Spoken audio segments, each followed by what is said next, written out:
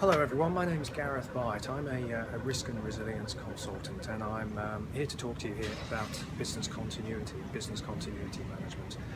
Now today here in Sydney, which is where I live, happens to be the first day of extended restrictions to many businesses in terms of being able to open and go about their normal business activities, due to, of course, the COVID-19 pandemic that is having such a devastating impact across the world.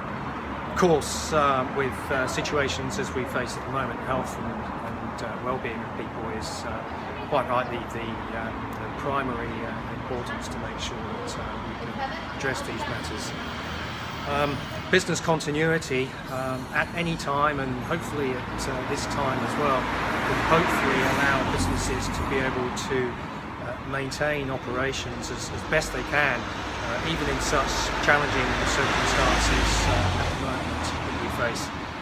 Now, what is business continuity about? It is essentially the part of organisational resilience that deals with keeping the lights on.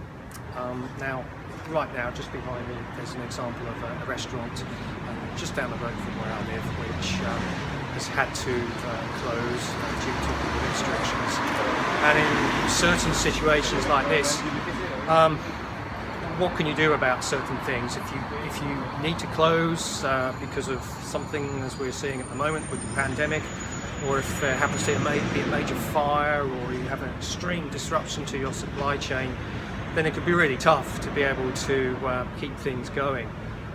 Hopefully, with good business continuity management, even in these very, very challenging times, you can at least keep things going as best you can with the support and the planning that you can undertake, and also get back on your feet as soon as possible, as soon as the opportunity actually provides itself to allow you to do so. So what are some key fundamentals of business continuity management? Well, I'll say to start with that it is part of integrated resilience. Now, resilience is about the design of an organisation, whether it is small, medium or large. It's also about the emergency preparedness and response of an organisation when a sudden incident occurs and you have to deal with it straight away. Health and safety and environment is always the priority in that case. And it also links in with crisis management, which is how to be able to deal with something sudden and unexpected that has all sorts of implications going on. So the emergency preparedness and response, the business continuity management, and the crisis management can come together and work in concert to be able to help you to respond in the best way possible, with that overall emphasis of your organisation and the organisational design helping you to be resilient. On business continuity in particular, I'll start by saying it really does start with having the right mindset, about having a good what-if type of culture. Perhaps you could take some learnings from the safety management circles when they talk about a generative culture and having a chronic unease, and that's not a negative thing. It's about always trying to think about how to improve and certain things that might happen. So having the right culture really is important. And the people that you have in your organisation, making sure that everyone is involved, because everyone can provide good input into how you can plan ahead to make sure that you have good business continuity. There are some good standards that exist.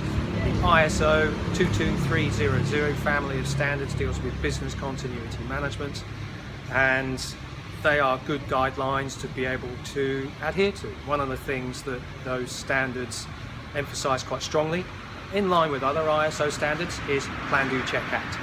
And that is about, of course, making sure that you plan things out properly, you put in place good planning and procedures, you actually do respond when you need to, you check things, you do the right kind of testing, and you act upon those things, you learn the lessons, and continuously improve. That, of course, needs a good mindset and a good culture, which is why I referred to it earlier. Now, some key points about some of the mechanics on business continuity management. Well, you want to be able to start with a good risk assessment of the situation you find yourself in. Clearly, there are some major things that can be outside of your control, but even so, you do want to start with a good risk assessment.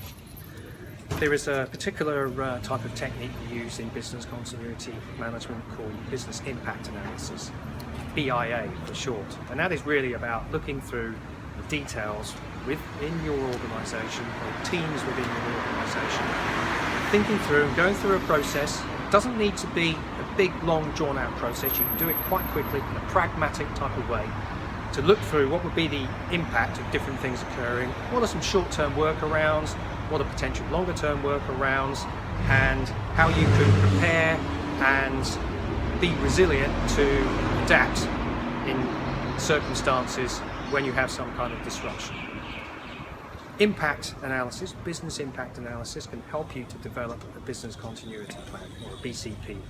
And a BCP does have at its heart a good impact analysis, but it has all sorts of other things as well in terms of who the team's going to be, so your business continuity team, and making sure that there are good delegates in place for that team. Lots of other different mechanics, depending on the context of your organisation, you put into your BCP so that you can make sure you've got a robust plan if things occur. You can test it and you continuously improve it. Now, as we know, as I was starting this particular video, there are some things that can have just a massive impact all round, and we're certainly seeing that at the moment with COVID-19. And let's hope that when the situation in this particular environment that we're seeing at the moment come under control, businesses are going to be able to respond effectively and quickly. And indeed, some of those businesses earlier than others may actually be able to adapt some of the things that they do in certain situations like this to be able to help society to be resilient as well. So there are some examples of organisations that have been able to change their supply chains or be able to change their manufacturing to be able to help towards manufacturing certain things that contribute towards society needs at the moment. If you can do that, if you can think ahead and plan ahead, then you really are trying to make sure that you can really be purposeful in society, and you can put in place good measures that can hopefully see people through challenging times such as this. So I hope that's been of interest to people. There's lots of good details that are available on business continuity, and thanks very much for your time.